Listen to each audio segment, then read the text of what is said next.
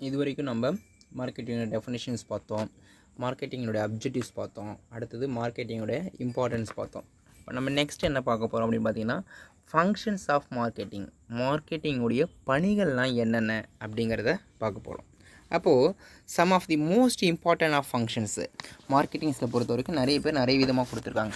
இப்போ delivery of goods and services from producers to the ultimate கன்சியூமர்ஸுக்கு ப்ரொடியூசரிடம் இருந்து கன்சியூமர்ஸ்க்கு கொண்டு செல்கிறாங்க. இப்போ அந்த டிஃப்ரெண்ட் ஆக்டிவிட்டீஸை தான் நம்ம மார்க்கெட்டிங் ஃபங்க்ஷன்ஸ் அப்படின்னு சொல்கிறோம்.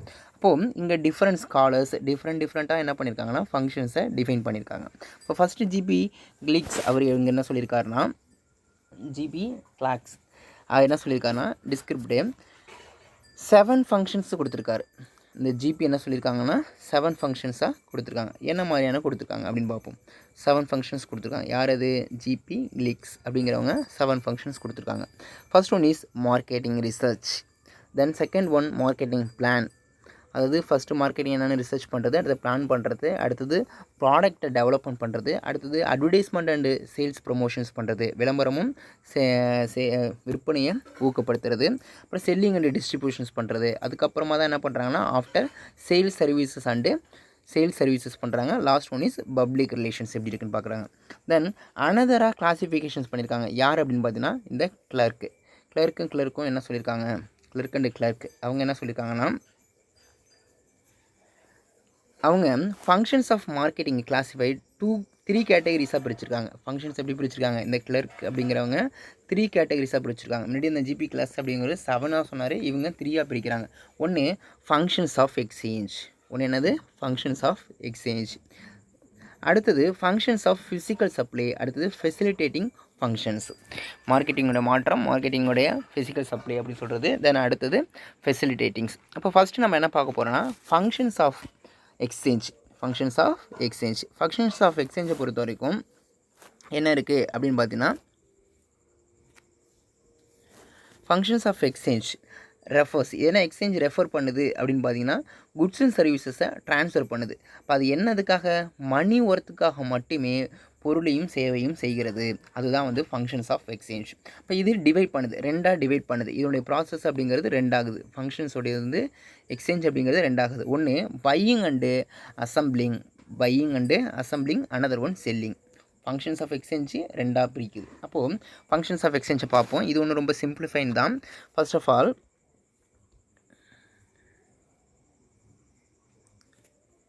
இந்த டேபிள்ஸில் இருக்கிறது தான் பையிங் அண்ட் அசம்பிளிங்ஸ். என்ன சொல்கிறாங்கன்னா, பை இன்ஸ்பெக்ஷன்ஸ் பண்ணுறது, சாம்பிள், டிஸ்கிரிப்ஷன்ஸ், கிரேடு, அதாவது எப்படி இருக்குங்கிறத ஆராய்ச்சி பண்ணிக்கிறது, இன்ஸ்பெக்ஷன் பண்ணிக்கிறது, வடிவில் கேட்குற மாதிரி சாம்பிள், அடுத்தது டிஸ்கிரிப்ஷன்ஸ் அதோடைய விளக்கங்கள் சொல்லியிருப்பாங்க, அடுத்தது அது என்ன கிரேடில் இருக்குது அப்படிங்கிறத சொல்லிடுவாங்க.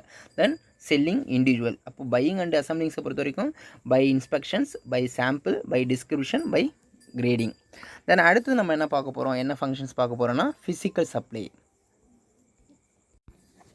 அடுத்து நம்ம பார்க்க போகிறது ஃபங்க்ஷன்ஸ் ஆஃப் ஃபிசிக்கல் சப்ளை.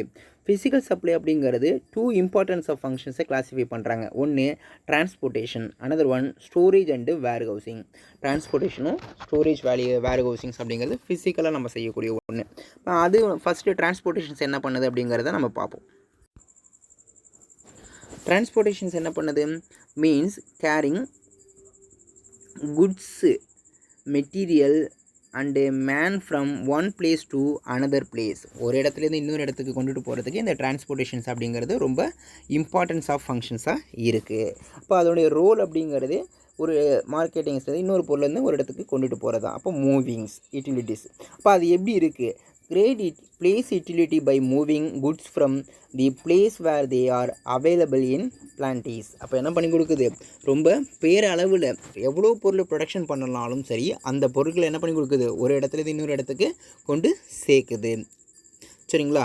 அது எப்படி வேரியஸ் டைப்ஸில் நடக்குது, என்ன மாதிரிலாம் நடக்கும் அப்படின்னா land transport, then water, air transport, இது மூலயமா தான் என்ன நடக்குது, டிரான்ஸ்போர்ட்டேஷன் அப்படிங்கிறது நடக்குது. அடுத்தது ஸ்டோரேஜ் அண்ட் வேர் ஹவுசிங்கில் ஃபர்ஸ்ட் ஒன் இஸ் ஸ்டோரேஜ் அப்படிங்கிறது என்னது, இது ஸ்டோரேஜ் அப்படிங்கிறது another functions of marketing process. இதில் என்னென்ன இன்வால்வ் ஆகுது அப்படின்னா hoarding and preventions goods from their time they are the produced, time they are the consumed. அப்போது ஒரு பொருளை நேரத்துக்கு உற்பத்தி பண்ணினாலும் ப்ரொடியூஸ் பண்ணாலும் அதை நேரத்துக்கு கன்சியூமருக்கு கொண்டு போய் சேர்க்குறதுக்கு இந்த ஸ்டோரேஜ் அப்படிங்கிறது ஒரு ஃபங்க்ஷன்ஸாக இருக்குது. கேப் பிட்வீன்ஸ் அதை தான் சொல்லியிருக்காங்க. Time gap between the production and consumption of goods. அவ்வளோதான்ப்பா. ஸ்டோரேஜ்னால் என்னது? Time gap between the production and consumption of goods. இதுதான் வந்து ஸ்டோரேஜ்.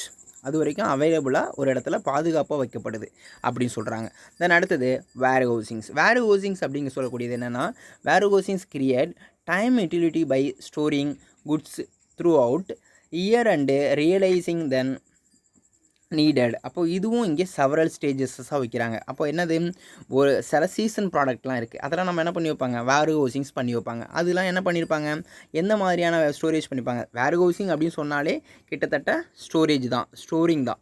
குட்ஸ் என்ன பண்ணுறது, ஸ்டோர் பண்ணி வைக்கிறதுக்கு பேர் தான் வேர் ஹவுசிங் சொல்கிறோம், ஒரு இடத்துல வைக்கிறது. அப்போ அது எப்படி வைக்கிறாங்க, எந்தெந்த மாதிரிலாம் ஃபாலோ பண்ணுறாங்க அப்படின்னு பார்த்தீங்கன்னா, ப்ரைவேட் வேர் ஹவுஸு, பப்ளிக் வேர் ஹவுஸு, பாண்டட் வேர் ஹவுஸு. இதெல்லாம் ப்ரீஃப்லி நீ லாஸ்ட் இயர்ஸ் படிச்சிருப்ப. ஓகேங்களா. தென் அடுத்த ஃபங்க்ஷன்ஸ் அப்படிங்கிறது ஃபெசிலிட்டேட்டிங் ஃபங்க்ஷன்ஸு. இதில் என்னென்ன விதமான ஃபெசிலிட்டேட்டிங்ஸ் இருக்குது. Functions which help or facilitate under transfer goods and services. Goods and சர்வீசஸை ட்ரான்ஸ்ஃபர் பண்ணுறதுக்கு என்னென்ன விதமான ஃபெசிலிட்டேட்டிங் ஃபங்க்ஷன்ஸை ப்ரொடியூசர்ஸ்க்கும் கன்சியூமர்ஸ்க்கும் கொடுக்குது அப்படின்னு பார்த்தீங்கன்னா, நிறைய லோன்லாம் வாங்குறோம்னா அதே மாதிரி தான். அப்போது are not directly connected transfer of goods. என்ன பண்ணாது, டேரெக்டாக குட்ஸை ட்ரான்ஸ்ஃபர் பண்ணுறதுக்கு கனெக்ட் பண்ணாது. அப்போ என்ன மாதிரியான கேட்டகரியில் கனெக்ட் பண்ணும் அப்படிங்கிறத பார்ப்போம். என்ன விதமான கேட்டகரியில் என்னென்ன ஃபெசிலிட்டேட்டிங்ஸ் ஃபங்க்ஷன்ஸ் இருக்குன்னா, ஒன்று ஃபினான்ஸ்.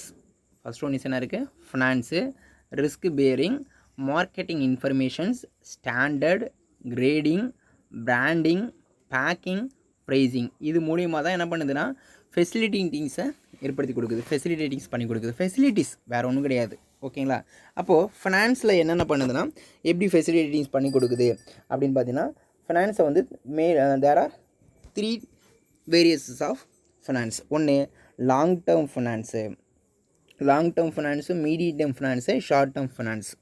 இது ஒன் ஆஃப் த ஃபினான்சிங்ஸ். அடுத்தது ரிஸ்க் பியரிங்ஸ். ரிஸ்க் பியரிங்ஸ் அப்படிங்கிறது என்ன மாதிரியான ரிஸ்க்ஸ்லாம் இருக்குது அப்படின்னு பார்க்கும்போது, risk arising from natural climates மூலியமான ரிஸ்க் இருக்கும். டைம் ரிஸ்க்கு, நேரத்துக்கு கரெக்டாக கொண்டு போய் சேர்க்கணும். அடுத்தது பிளேஸ் ரிஸ்க்கு, ஒரு இடத்துல இன்னொரு இடத்துக்கு போகிறதுக்கான ரிஸ்க் இருக்கும். அடுத்தது competition risk, then political risk, human risk. இது எல்லாமே ரிஸ்க் பியரிங்ப்பா. பாருங்களேன், டைம் ரிஸ்க்கு, பிளேஸ் ரிஸ்க்கு,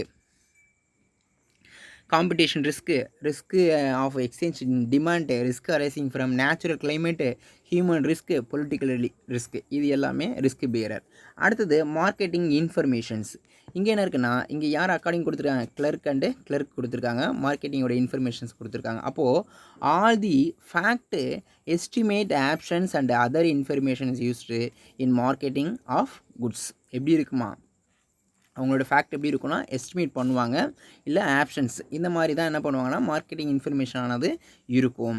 தெரியுமே, எஸ்டிமேட்னால் நமக்கு இந்த மாதிரி இந்த அளவில் வேணும் அப்படின்னு சொல்கிறது. ஆப்ஷன்லாம் இந்த பொருள் இருக்கலாம், இல்லை வேறு ஏதாவது ஒரு பொருளை வாங்கிக்கலாம். அதுதான் வந்து நம்ம ஃபேக்ட்டு, ப்ரொடக்ஷன்ஸ் அந்த மாதிரி நம்ம சொல்கிறோம்.